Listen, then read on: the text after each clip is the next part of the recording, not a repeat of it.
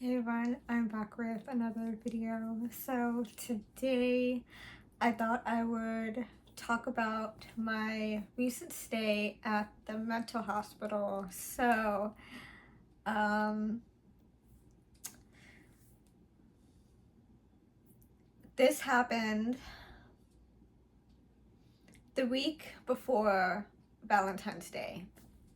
I was admitted on a Monday afternoon. My therapist did the paperwork Monday afternoon around 3 p.m. and I was admitted like 3:30 or so. So yeah, I wasn't fully checked in until 6:30, 7 o'clock is when I was actually checked into the hospital, and yeah, and then I got my room. And each room has 2 beds, 2 dressers, a bathroom, and that's it. So, I had to share a room with someone who suffered from schizophrenia. So, me being around mentally ill people, I used to be in a program, as some of you know, for mental health a couple years ago, and that's where I met my boyfriend. But he's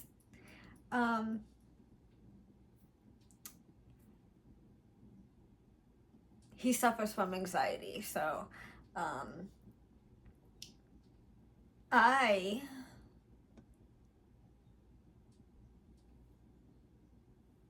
was admitted because I was having a mixed episode, and I was swinging between mania and depression very frequently. And I remember that I was very emotional. For the first few days before I was admitted, I was very depressed. So I was crying a lot. I was very emotional. I was having psychosis. I was very delusional. I was having delusions of everyone being against me, everyone wanting to lock me up. I was afraid of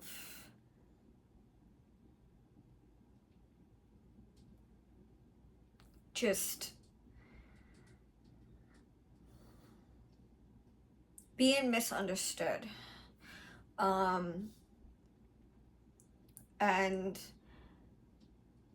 my delusion of that was very strong.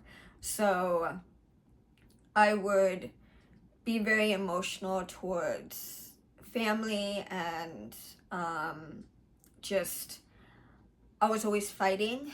So I was very like volatile and very argumentative because of these delusions. And I would always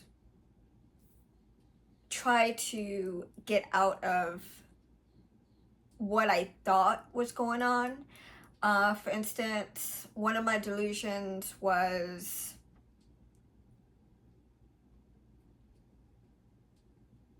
being trapped. So I would feel in that moment, I would try to get out of being trapped. even though I wasn't trapped, but I felt like I was trapped in that moment. And every time my family wanted me to go somewhere or do something, I felt trapped. I felt like I was being forced against my will. And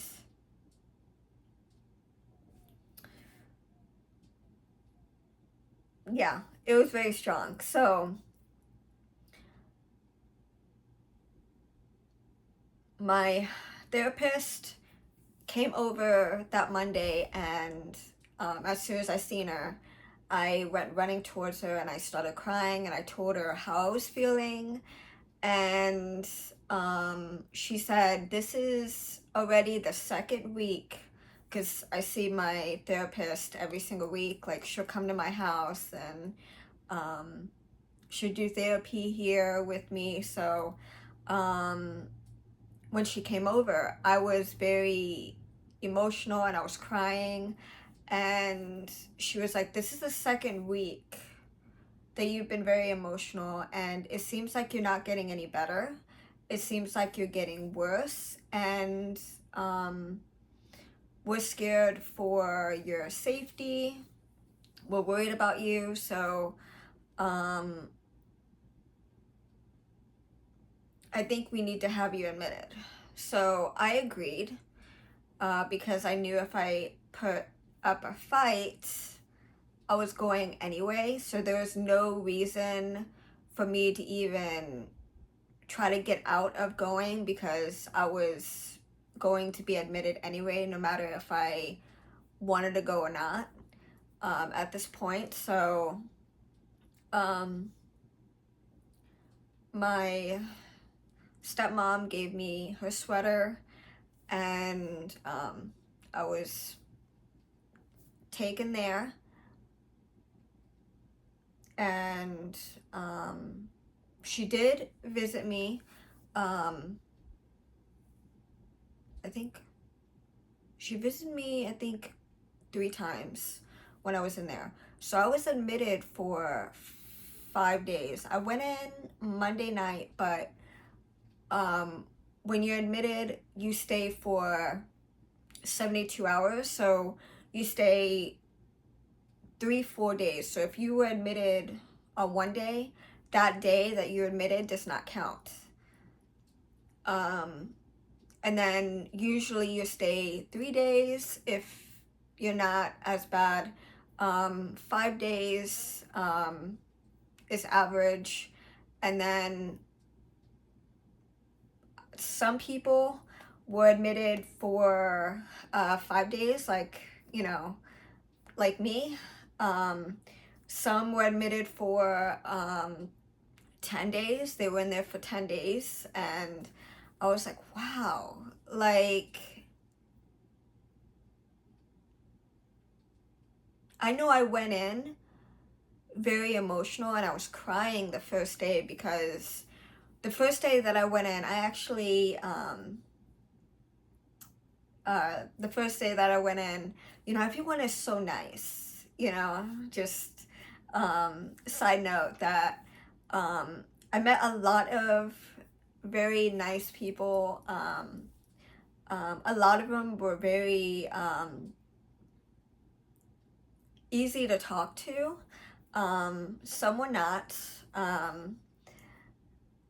And I just really just moved around to try to find people that I can communicate with, and that I can get close to not only to know their story, but to not feel like an outcast, because I did want to fit in that environment. So the first day that, you know, I went in, I actually met someone that I went to school with, and that was pretty cool, because I didn't feel completely alone. So I actually knew someone when I first went in, but they shortly left the very next day. So they were in for 5 days as well. So I, like I said, I just moved around, you know, to try to find people that I can talk to. I did talk to the nurses a lot. I did have a doctor or two. There was two doctors there. One in which is my primary from a medicine now. He's very nice. And I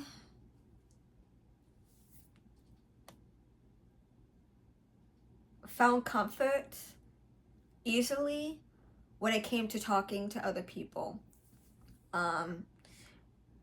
There were some people that were very hard to communicate with, so I kept my distance due to their status. So, but it wasn't as bad as I thought it was gonna be, honestly. This hospital was actually very good. This is my second time admitted into the mental hospital. So, this time it was better than the last stay that I had. And the nurses were extremely nice, very patient, and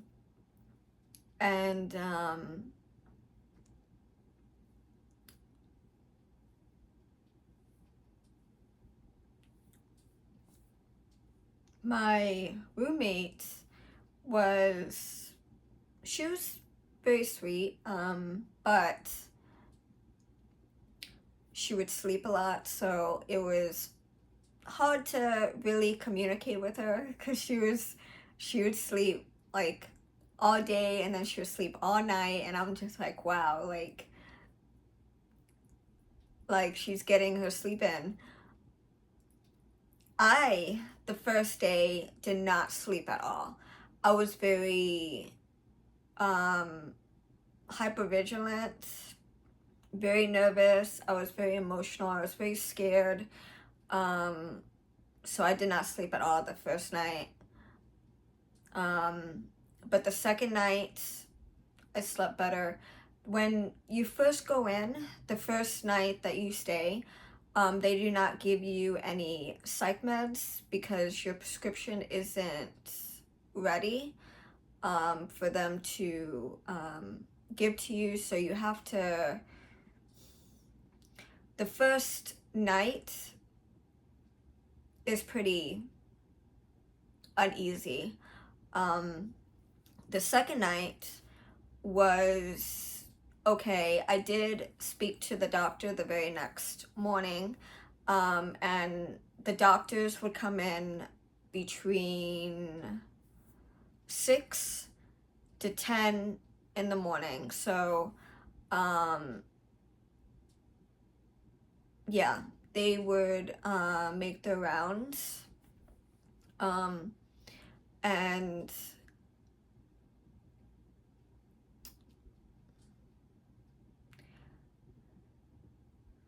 they did tell me that I was having a mixed episode and I was swinging between mania and depression very frequently. And that's what they noticed the very first night that I arrived. So I was taking my risperidone, 1 milligram in the morning and at night, and then I was taking the mirtazapine at night, which is 15 milligrams. But he said, we need to give you something for the OCD so you're not washing your hands so much, and it keeps the intrusive thoughts at bay, and yeah, so then he prescribed Lexapro. So then I was taking Lexapro the very next day, which was Tuesday, is when I took the Lexapro in the morning. And I'm not kidding, my mood was so much better that day. I was happy. I wasn't emotional. I wasn't crying anymore. And I had so much more energy. And I just felt good. And I did speak to the doctor, I think. So it was Monday, Tuesday I spoke to him, Wednesday, Thursday. So I did talk to him on Thursday morning, and they were just telling me like, how are you feeling on Thursday morning, and you're doing well, you're going home tomorrow, which was Friday. And I said, okay. So, you know, my dad would call in to talk to the nurse to see how I was doing, and they had notified him that I was going home Friday. So when I called him on Wednesday, that's when he told me that I was going on Friday. And I was a little nervous. I was a little hesitant because some people that I spoke to, they had told them that they were going home the very next day, and they didn't. So I just kept an open mind, and I did not stress. I did not worry. I just said, okay, if I'm going home, I'm going home. If I don't, I'm not going to get upset. I'm not going to stress, because maybe it's not my time to go home. Maybe I still need work to do on myself. Now, when you go to these mental hospitals, and I even spoke about this to several different people there that was having a really hard time coping with the routine and what was going on over there. You know, I would try to, you know, tell them, hey, you know, even if you're not feeling your best, you need to play it off like you are, so you can get that okay to go home. You know what I mean? If you show that the medicine that they're giving you or the treatment that they're giving you isn't working, you're not going home. Especially if you're having outbursts, you're having episodes, you're not cooperating with the system, and you're actually doing more damage.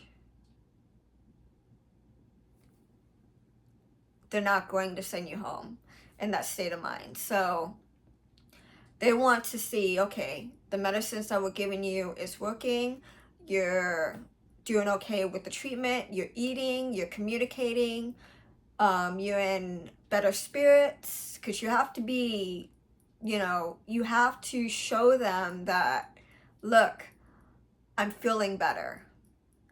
I came in a mess, and now a few days later, I'm feeling better. Now, if you don't show improvement, they're not going to release you. You're not going to go home. And I felt a lot of people were struggling with coping of being in there. But I generally felt better that morning when I took the Lexapro. I really did. And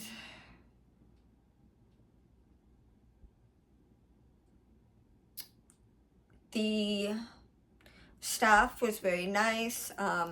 They did give me extra snacks. So we had breakfast at 8:30, right? And then we had snack at 10:30. We had lunch around 11:30, and then we had snack around 2, and then we had dinner around like 4:30, and then we had snack at like 5 or 6 o'clock. So every 2 hours they were feeding us. So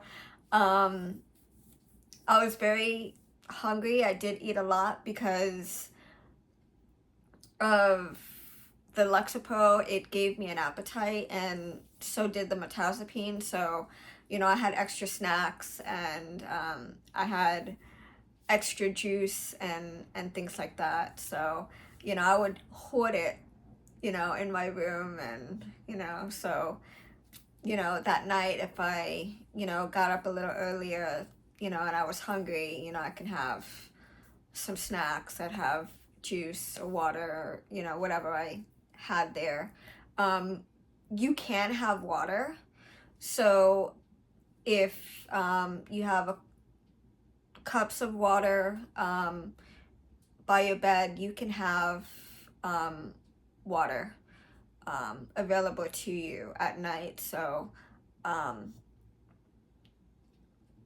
but you wasn't allowed to eat in the room. So, but snacks was okay.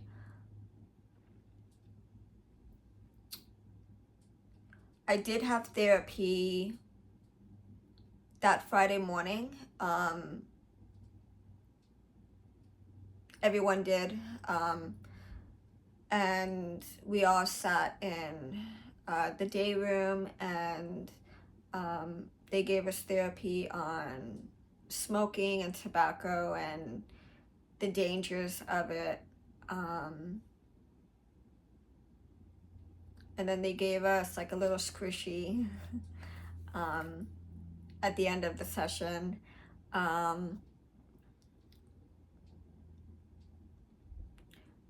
We did go outside, and it's a big brick wall all around. It's a small area, but it's a big brick wall, and they have basketball, soccer, baseball. They have jump rope. They have different activities that you can play outside. They had in a chest, and a lot of people were playing soccer. I did get hit with the ball once out there. They also have activities too. You can color, you can do word searches, you can play chess, and then they have a TV. I watched a lot of the news, but you are eligible to different channels. So yeah, so I watched a lot of A&E, and a lot of True TV and the news.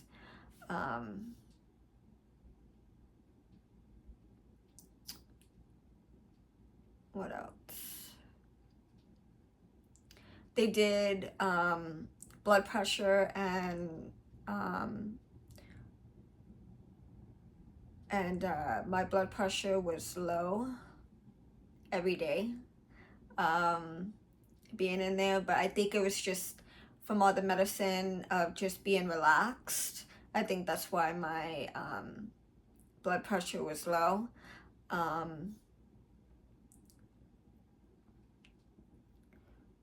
But it was very cold, so I would ask for like extra blankets. I had an extra pillow just for comfort. Yeah, it's very cold.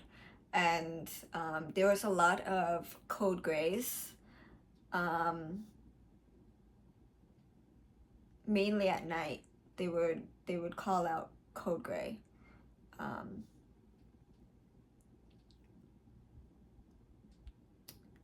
what else?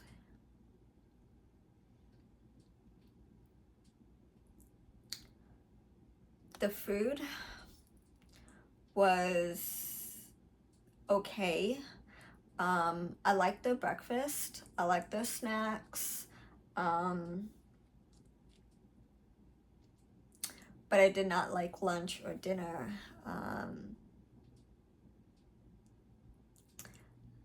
Uh, what else? Yeah, so the second day is when I started to relax and I wasn't so stressed or worried. I did get emotional and I was crying a lot the first day I went in there. But the very next day, like Tuesday through Thursday, I was happy. I was relaxed. I did get bored quite a bit. I did do a lot of walking. So I was walking a lot and my feet were very sore, but that was just to pass the time. Like I, mentioned before, my roommate was sleeping a lot, so I didn't want to disturb them, so I was just staying, out.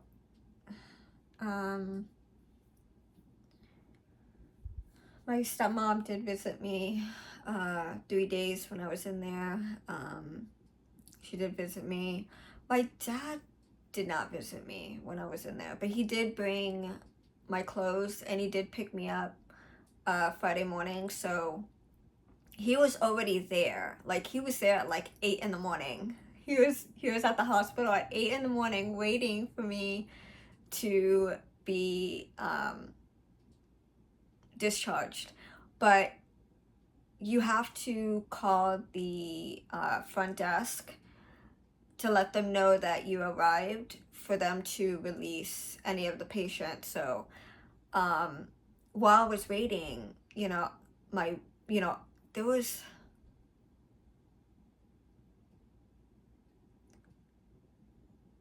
quite a bit of people being released before me. And the nurse came up to me and was like, "What's going on? Why haven't you been released yet? It's 10 o'clock." And I was like, "Well, my dad's out front."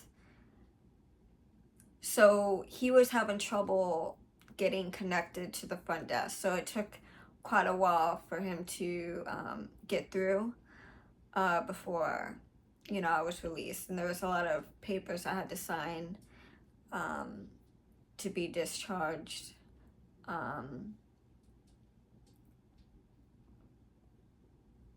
But after I was released, they walked me out, and I had to get my prescription at the pharmacy. So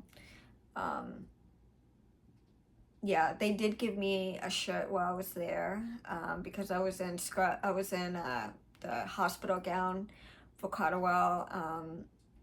He only bought me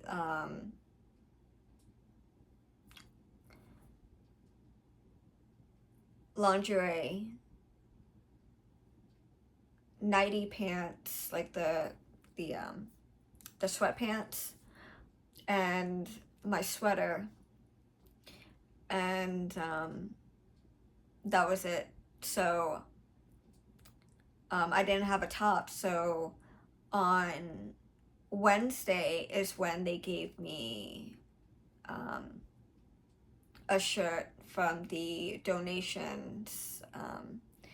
So I was a bit more comfortable, but it's very cold in there. So I did have a blanket with me a lot. I would but it wasn't it wasn't that bad. It was actually better than the last day that I had. And they feed you a lot. They do. They feed you a lot.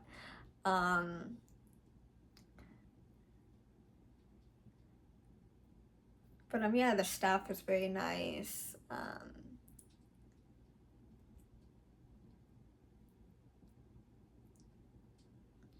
But yeah, when I was released on Friday, it was like 10:30 in the morning. And then I went from, my dad had picked me up, and I went to the salon to get my hair done. And then I went home and I showered. I did take a lot of showers while I was there, just to really pass the time, because it was just, you know, a lot of times, like, especially like in the morning, there's not many people out. Like, a lot were sleeping, or they were just in their room, so you couldn't go into another person's room to talk to them. They had to be out.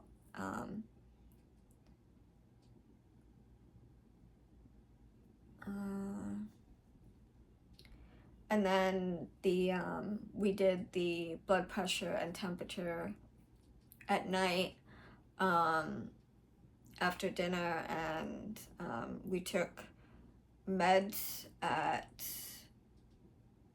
I think, 8 or 9 o'clock, and then we took them again around 8:30, 9 o'clock.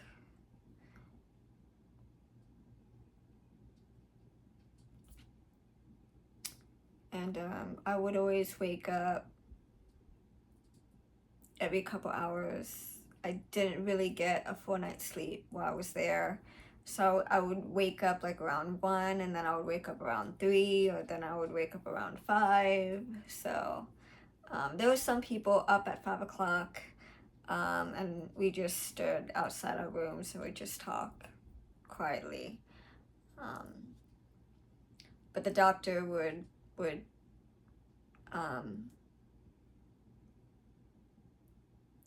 talk to everyone between 6 and 10, so it wasn't that bad.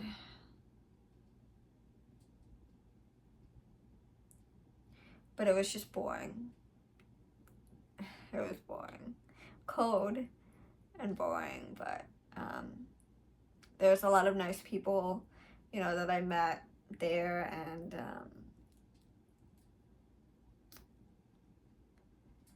yeah, so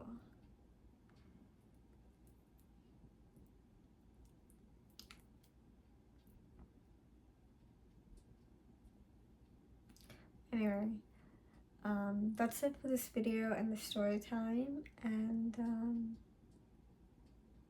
yeah, I'll see you guys next one. Bye.